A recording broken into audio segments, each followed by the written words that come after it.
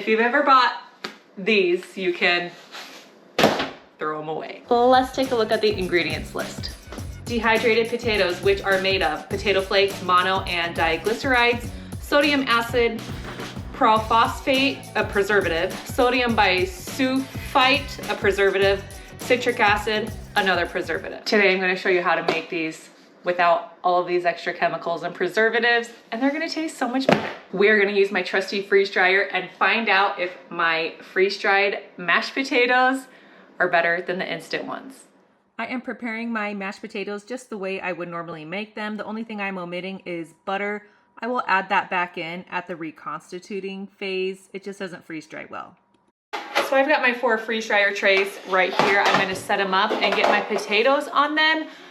I don't know how far these are gonna go on my trays. Hopefully they'll fill all 4, but if not, we will improvise. I've got my tray liners down, and so now I am just spreading out my mashed potatoes, just trying to get them nice and flat so they're not spilling over the edges. Okay, these actually filled my trays pretty nicely. This one has a little bit less than the others, but that is a-okay. So now I'm just gonna let these cool off a little bit longer. I don't wanna put them into the freeze dryer warm. I don't have any room in my freezer right now, so I am not going to be pre-freezing my mashed potatoes. I'm just gonna let the freeze dryer do all of the work for me, but I don't wanna put warm food into the freeze dryer. So I'm gonna let these completely cool. I am then going to top them with my Harvest Right tray lids, and that's just so I can stack these trays up and carry them downstairs to my freeze dryer room.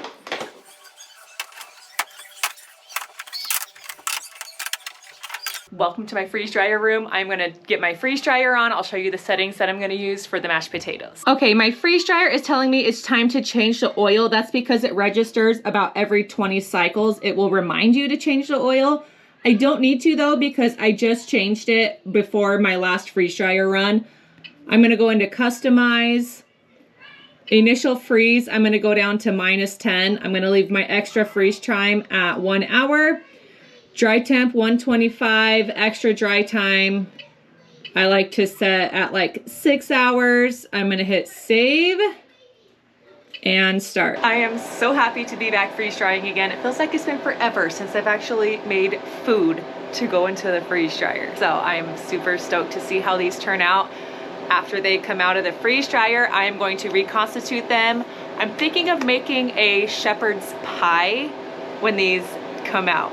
I love shepherd's pie, and I don't think that's even anything that I have ever made for my family. So they are in for a treat, okay? Hopefully it turns out good. Do you notice a problem down here? I emptied my drain bucket after my last run and forgot to put it back. I am so glad I noticed this now and not later on in the defrost process, because that would make a huge mess. We are freezing now. I do not know how long these are gonna take because we're doing the full freezing and then drying process. So we will find out coming up next how long this took, and then we will get these out and see how they turn out.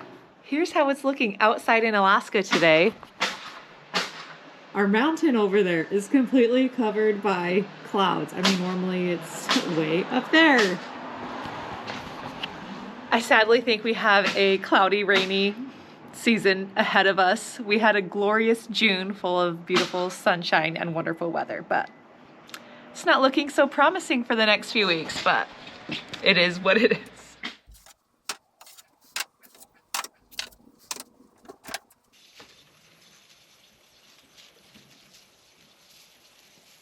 These feel like sand. It almost feels like that kinetic sand that kids play with. I'm really tempted to just play with this, but that's not the goal here. Should I taste it? I think I should.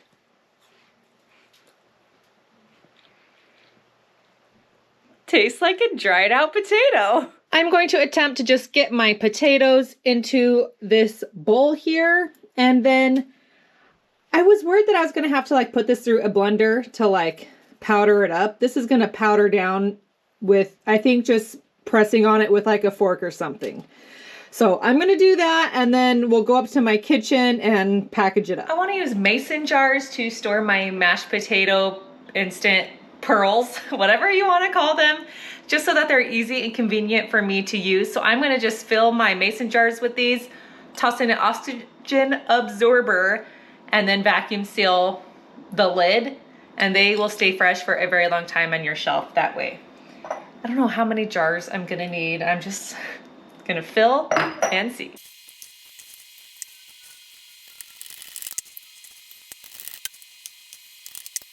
I ended up with 4 jars of instant potatoes. These are 2 of the larger size jars, 2 of the smaller jars. I'm so excited to use these.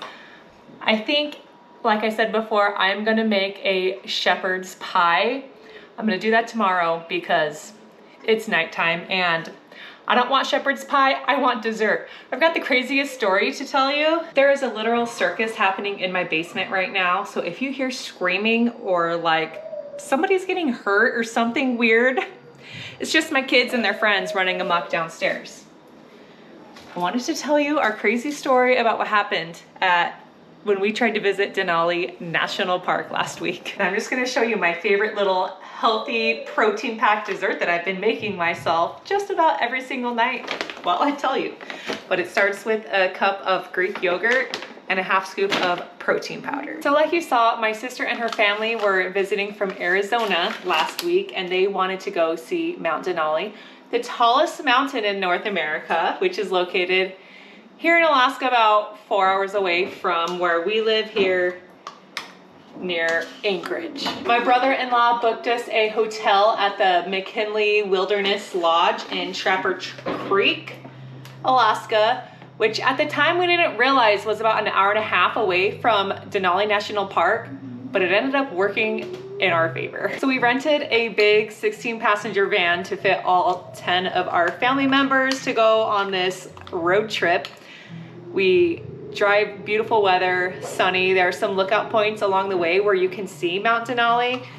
The mountain was out. We got gorgeous pictures I will show right here. We get in proximity to the entrance of the national park. We see smoke, tons and tons of smoke. What the heck? Something was on fire and we didn't know what, but I mean, we are in forest country. It has been very dry in Alaska. Forest fires are very common where we live. So, okay, huge fire. So we first stopped there's a little town right outside of the entrance, and we pulled over to get some gas because we had planned to do a lot of driving once we were inside of the park. Meanwhile, this fire, you literally can see the flames from the gas station that we were at. I don't know why in our heads we didn't think, there's a forest fire right here. We maybe need to change plans. I mean, we saw helicopters and airplanes dropping smoke jumpers, which are apparently like awesome firemen who have a parachute and they assess the fire line and the smoke. I still don't quite understand what a smoke jumper does. But we were watching them drop smoke jumpers into this fire. Did that stop us from still trying to go to Denali National Park? No. We got our gas, drove to the entrance. These are my freeze-dried pomegranate seeds. I am putting those in my yogurt mixture. That just sounded so good. So we drive over to the entrance. There's quite a line of cars out there. These are freeze-dried grapes. I don't have any fresh fruit in my fridge right now, so I turned to my freeze-dried goodies. See if I can get this seal opened. There we go. Just gonna pour some of these in here. These ones are so good. I think I showed them in my last video. They taste like candy. But anyway, we pull into the entrance of the park. There's a long line of cars. It finally is our turn to talk to the forest ranger who is standing on the side. That was shredded coconut. And he comes up to our window and tells us, there's a fire headed this direction, so we're closing the park. My last topping is just some granola because granola is so good. No! Look what I just did. No, Dang it. This stuff isn't cheap either. Would you salvage it? Okay, I'm not gonna eat it. I'm gonna throw it away. So they tell us the park is closed because of the fire and turn us around. We were super bummed. But remember how we said our hotel was an hour and a half away. We just decided to head back to our hotel and hang out there. There were some fun things to do at that resort that we stayed at anyway. So we were super bummed to miss out on Denali. But our brother-in-law, who booked the hour and a half away hotel, was the true hero of this story. Because there is a Princess Lodge right at Denali National Park at the entrance. That hotel lost electricity and it lost water. I don't know what they did for the guests who were staying there or the people who work there, but we lucked out because at these hotels there is no air conditioning, and in the summertime you want to sleep with the windows open. The poor people at that hotel that first night, even before they lost electricity, I'm sure could smell smoke the whole time, or had to have their windows shut and it was hot in their room. So it ended up being a blessing in disguise that our hotel was further away than we expected. We still had an amazing trip. We're grateful that we still got to see Mount Denali at least. We just didn't get to explore the park, but we'll have to do that another time. So here is how my yogurt bowl looks. The last ingredient is a splash of heavy cream over the top. And then we give it a little stir and eat. Do you have any crazy vacation stories where you've gone on a trip or planned something and then something completely out of your control just totally messes everything up? It's such a bummer when that happens.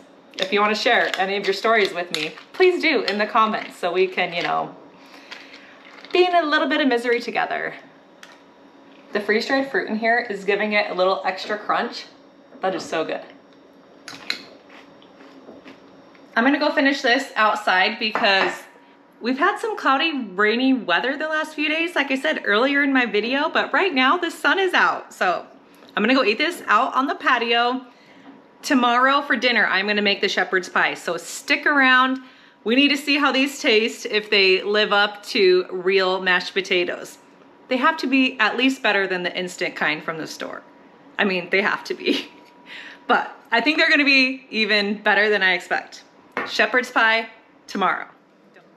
These are all of the ingredients I am using to make the shepherd's pie. Some things I forgot to show you are that I put Worcestershire sauce,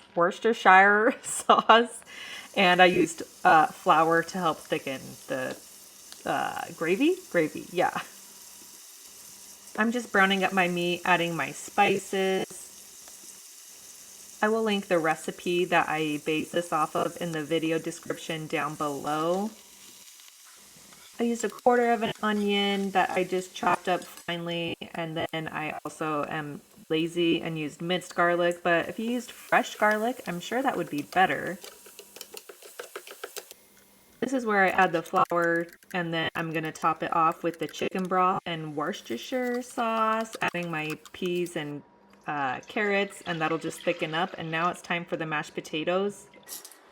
I did 2½ cups of water, about 2 tablespoons of butter, and then I'm going to add about 3½ cups of my instant freeze-dried potatoes and an egg yolk. That all came together super easy.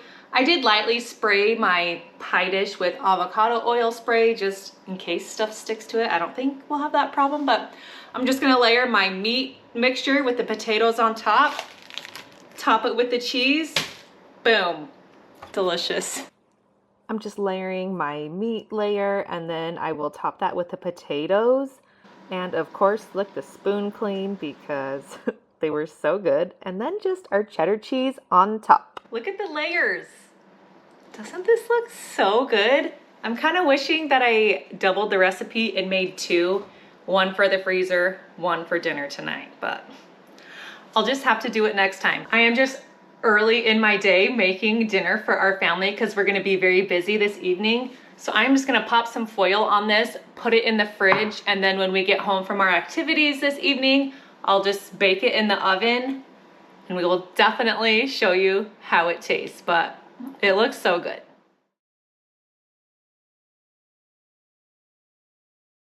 Let's give it a try.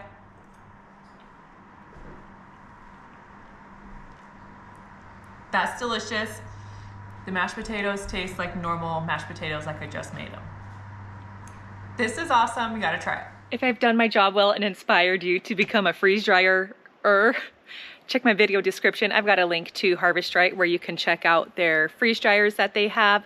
The one I have is a size medium. It is the older version and it gives you 4 trays. The newer version gives you 5 trays, which is awesome. You can make even more food in one freeze dryer run. So don't forget to check that out. If you're curious about other ways that I have used potatoes in my freeze dryer, check out this video linked right here. I made sweet potatoes and even turned them into chips using the freeze dryer, and it was awesome. So check that out and I will catch you all on the next video. Thanks for watching.